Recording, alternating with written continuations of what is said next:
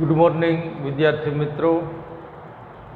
ધોરણ 9ના ગણિતમાં આજે આપણે એક અગત્યનું પ્રકરણ એટલે કે યામ ભૂમિતિ, આના ઉપર બેઝિક ચર્ચા કરીએ. કારણ કે યામ ભૂમિતિ 10મા ધોરણમાં પણ ફરી પાછું આવે છે. તો 9મા ધોરણમાં આપણે યામ ભૂમિતિનો પહેલાં બેઝિક અભ્યાસ કરી લેશું, એટલે આપણે કોઈ પ્રોબ્લેમ થશે નહીં.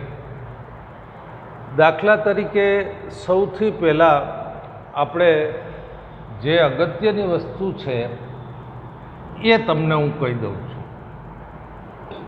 સમતલ વિશે તમે જાણો છો, એ જ રીતે તમે સંખ્યા રેખા વિશે પણ તમે જાણો છો કે ભાઈ આપણી આ સંખ્યા રેખા છે, આના વિશે પણ આપણે જાણીએ છીએ કે ભાઈ આ સંખ્યા રેખાનું જે બિંદુ છે 0, આ બાજુ બધી ધન સંખ્યાઓ છે, આમ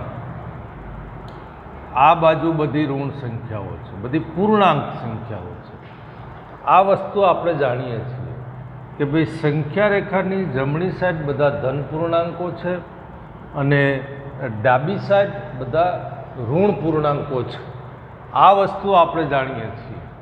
અને સંખ્યા રેખા ઉપર જો કોઈ બિંદુ આપ્યું હોય તો બિંદુને સંગત, એ બિંદુ છે તો એને સંગત 1, એમ સંખ્યા રેખા ઉપર કોઈ બિંદુ હોય એને સંગત અનન્ય સંખ્યા જોડાયેલી છે. આ વસ્તુથી આપણે વાકેફ છે. હવે ખૂબ જ મહત્ત્વની વાત યામ ભૂમિતિમાં હું કરી દઉં છું. દાખલા તરીકે તમે આ જે એક રેખા છે આને આપણે સમક્ષિતિજ રેખા કહીએ છીએ. આ રેખા બરાબર જોજો.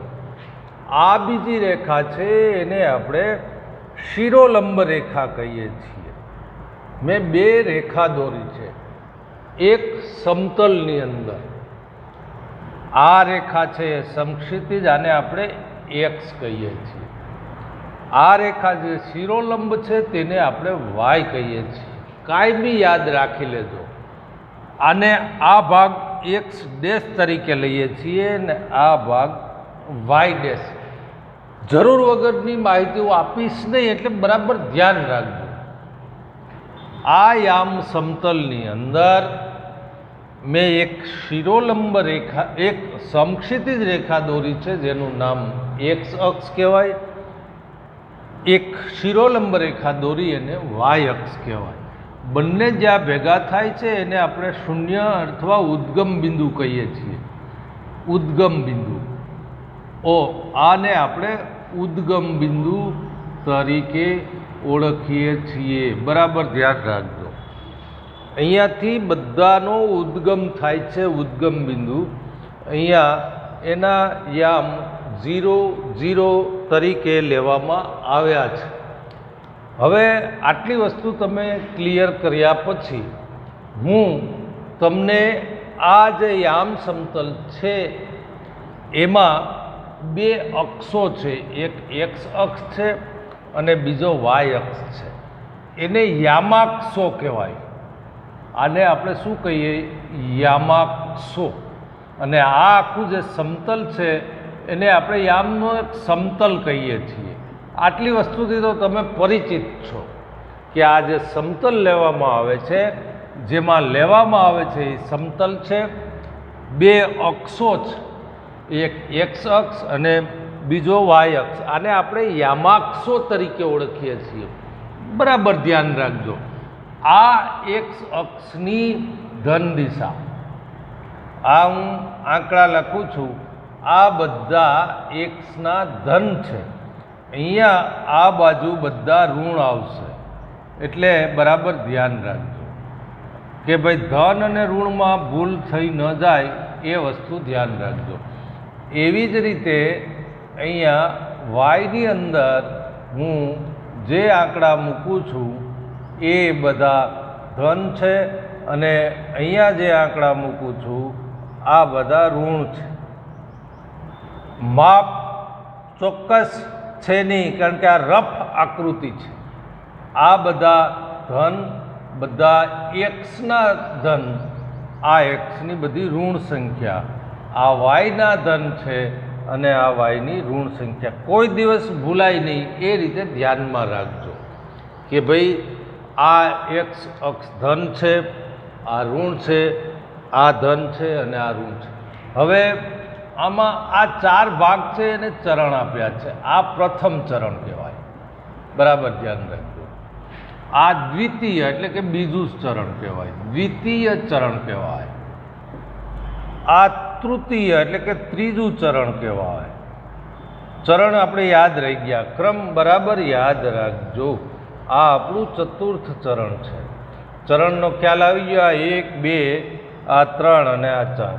ચરણ ભૂલાય નહીં, અક્ષો ભૂલાય નહીં, એ ધન ઋણ ભૂલાય નહીં, તો પછી આગળ બહુ સહેલું લાગશે.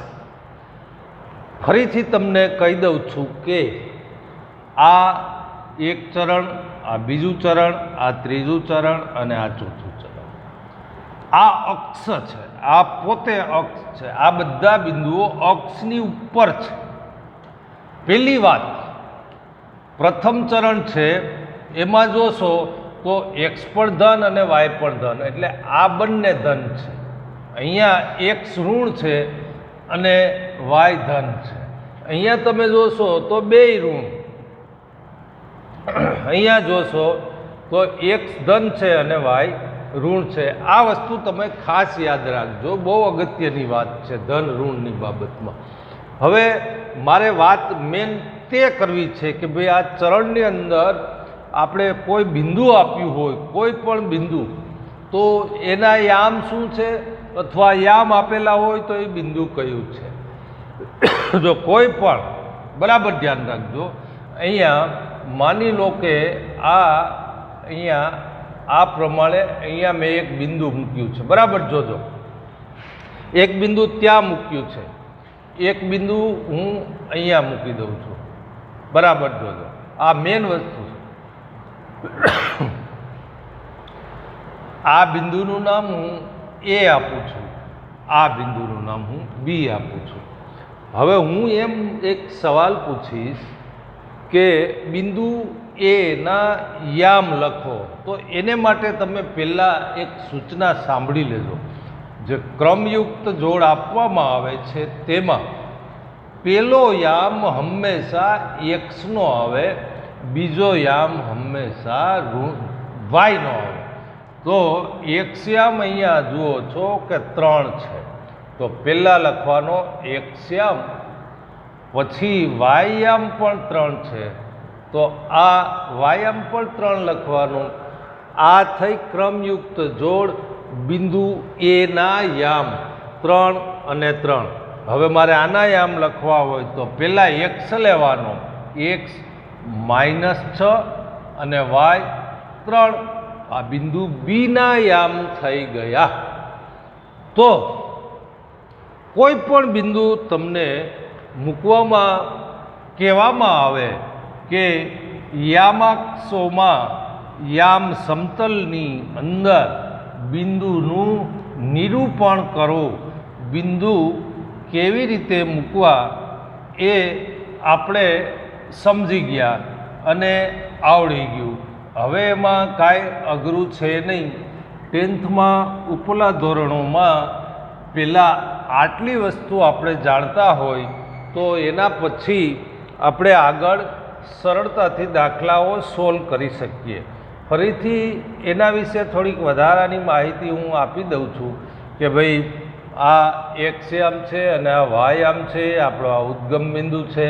અહીંયા હું રફ કરું છું એટલે એકમ અંતર જે છે બે વચ્ચેનું એ પરફેક્ટ હશે નહીં. એટલે અહીંયા હવે જાણીએ છીએ કે આ પ્રથમ ચરણ, આ બીજું ચરણ, આ ત્રીજું ચરણ અને આ ચોથું ચરણ. હવે તમારે એક વસ્તુ ધ્યાન રાખવાની છે કે એક્સ અક્ષ છે ને એના ઉપર વાય બિંદુ 0 હોય અને વાય અક્ષ ઉપર એક્સ બિંદુ 0 હોય. તો તમને હું 2-5 બિંદુ અહીંયા મૂકીને આ વસ્તુ સમજાવી દઉં કે 0, 5 અને 3, 1/2 ના 3 0 બરાબર. જો અહીંયા મેં x0 લીધા અને અહીંયા મેં y0 લીધા. આવા બિંદુ એટલે જ્યારે જ્યારે જ્યારે જ્યારે ક્રમયુક્ત જોડની અંદર બેમાંથી એક 0 હોય ત્યારે બિંદુ હંમેશા અક્ષની ઉપર જ આવે છે. આ વસ્તુ ધ્યાન રાખજો. તો અહીંયા x0 ક્યાં હોય તો કે y અક્ષ ઉપર. તો y અક્ષના 5 જોવાના. માત્ર y અક્ષના તમારે 5 બિંદુ 5 જોઈએ. તો અહીંયા 5 છે. જોજો y અક્ષના 5, y અક્ષ ઉપર x0 હોય તો 5 એટલે અહીંયા આ બિંદુ છે એ 0 5. હવે અહીંયા બીજું બિંદુ જુઓ 3 0 x3 y0. તો અહીંયા આ બિંદુ 3 0. બરાબર ધ્યાન રાખજો. y અક્ષ 0 હોય તો બિંદુ x અક્ષ ઉપર આવે, x 0 હોય તો બિંદુ y અક્ષ આવે. તો બિંદુના નિરૂપણમાં બે જે ક્રમયુક્ત જોડ તમને આપી છે એ ક્રમયુક્ત જોડની અંદર જો 0 આવે તો બિંદુ હંમેશા અક્ષની ઉપર હોય. એ વસ્તુ તમે હવે સમજી ગયા. ઘણીવાર બિંદુ તમને અપૂર્ણાંકમાં આપવામાં આવે તો તમારે એ બરાબર ધ્યાનમાં રાખવાનું. દાખલા તરીકે એક બિંદુ એવું છે કે 2 અને 3/2. આવા બિંદુનું મારે નિરૂપણ કરવું છે. તો આમાં પણ બરાબર સમજી લેજો. આ મારી 10 મિનિટમાં તમામ સવાલો તમારા હશે એ ઉત્તર મળી જશે. તો અહીંયા શું છે તો કે ભાઈ x બરાબર 2 છે જે અહીંયા છે અને y બરાબર 3/2 એટલે 1.5. તો y આ 1 અને આ 2 બેયની વચ્ચેનો મિડલ ભાગ એટલે 3/2 એટલે 1.5 અને અહીંયા 2 આ 2 અને 1.5 બંને જ્યાં મળે ત્યાં આપણે આ બિંદુ મૂકીએ છીએ. અપૂર્ણાંક હોય કોઈ પણ એને પોઈન્ટમાં ટ્રાન્સફર કરીને યોગ્ય માપની જગ્યાએ જ આપણે મૂકવાનું. જો એક્સની જગ્યાએ 2 અને વાયની જગ્યાએ 3/2 આ બિંદુ આપણને મળી ગયું. કોઈ પણ બિંદુનું નિરૂપણ આપણે કરી શકીએ. કોઈ પણ જગ્યાએ બિંદુનું નિરૂપણ કરવું હોય તો પહેલો યામ x અક્ષ લેવાનો, બીજો યામ y અક્ષ લેવાનો. આટલી વસ્તુ આપણે એકદમ મેચ્યોર થઈ ગયા. આપણે સમજી ગયા કે યામ સમતલ શું, આખું સમતલ, યામ સમતલ, બે અક્ષો, એક્સની ધન કઈ, ઋણ કઈ, વાયની ધન કઈ, વાયની ઋણ કઈ, એના બિંદુનું નિરૂપણ શું, ચરણ કેટલા, 1 2 3 4 ચરણ છે. કોઈ પણ બિંદુ તમને પૂછવામાં આવે કે આ બિંદુ કયા ચરણમાં છે. દાખલા તરીકે એક સામાન્ય સવાલ તમને પૂછું છું કે 0 3 બિંદુ કયા ચરણમાં છે, કયા ચરણમાં છે. હવે જોજો જવાબ તમે આપી શકશો કે મેં કહ્યું છે કે જ્યારે કોઈ પણ બેમાંથી એક 0 હોય ત્યારે બિંદુ ચરણમાં નહીં હોય, બિંદુ અક્ષની ઉપર હશે. તો એક્સયામ 0 હોય તો વાયામ 3, તો બિંદુ ક્યાં છે તો કે બિંદુ વાય અક્ષ પર, ચરણમાં નથી. બિંદુ કોઈ ચરણમાં નથી. બિંદુ તો ક્યાં છે તો કે બિંદુ વાય અક્ષ પર છે.